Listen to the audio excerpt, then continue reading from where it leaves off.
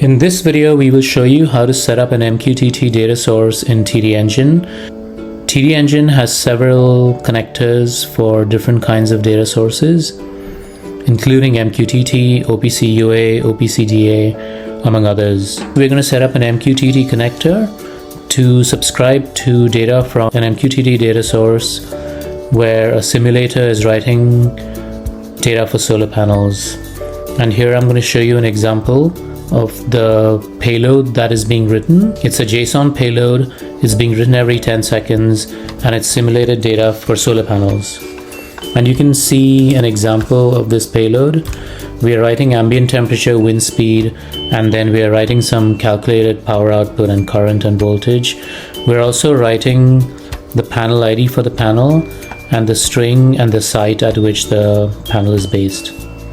To start out, we're going to log into TDengine. Just go to cloud.tdengine.com in order to log in.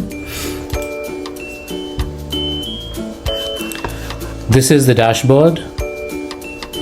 And we're going to go to data in. I'm going to click on add data source. I'm going to give this a name and the type is going to be MQTT, and you can of course see all of the different connectors that we have built in. If TDengine did not have direct access to the data source, we would need to install an agent, and this is a very simple process. This will actually walk you through downloading the agent software on Linux or Windows to a machine that is behind the firewall that has direct access to your data source, and then you pretty much just generate a token, configure the agent, and then run the agent. Okay, in this case, because we have direct access to the data source, we're not going to create an agent. I will create a target database. I'm going to call this renewables. I'm going to change the cache model to be both, and this basically caches, as you can see, the last row and the last value that was ingested into TDengine. And that's pretty much all we need to do. I am now going to configure the MQTT host. It's a public broker hosted by EMQX, and the port is 1883. We don't have any authentication. We haven't set up authentication because we want users to be able to access that data source and go through this exercise on their own. I'm going to change the protocol version to 5.0. It doesn't really matter in this case. We do have to give ourselves a unique client ID. I'm going to call this just to make sure that it's unique. The topic we're writing to is TDE Solar, and the QoS we're going to keep as 0. And you can look up what the QoS means in the case of MQTT if you want to change it to something else, but we're going to choose 0. It can take values of 0, 1, or 2. Now we're going to check our connection here, and the data source is reachable. So what I'm going to do now is go back here and copy this so that I can give this an example of what we're seeing in the payload. And now we know that this is a JSON payload, so we're going to click on this icon which will parse this. And you can then check to see if the parse results are correct, and they are. And now we don't have to do any extraction, but if you had to do any extraction or splitting, you could do it here. You could add some filters here if you wanted to. I'm just going to create the super table, give the super table a name. The timestamp we're going to call TS, and this is the timestamp when this data is ingested into TDengine.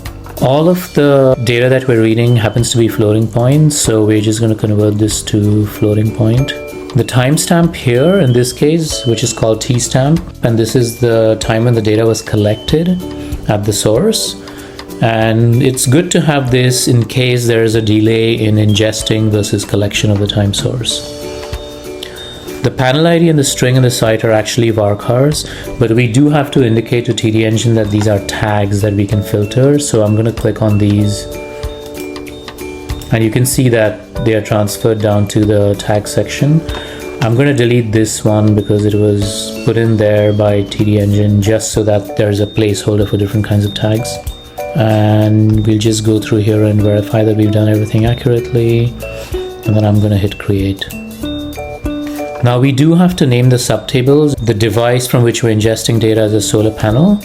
I'm going to name this after the site, the string, and the panel ID. So what we can do here is we can say $site dash dollar string and dollar panel ID.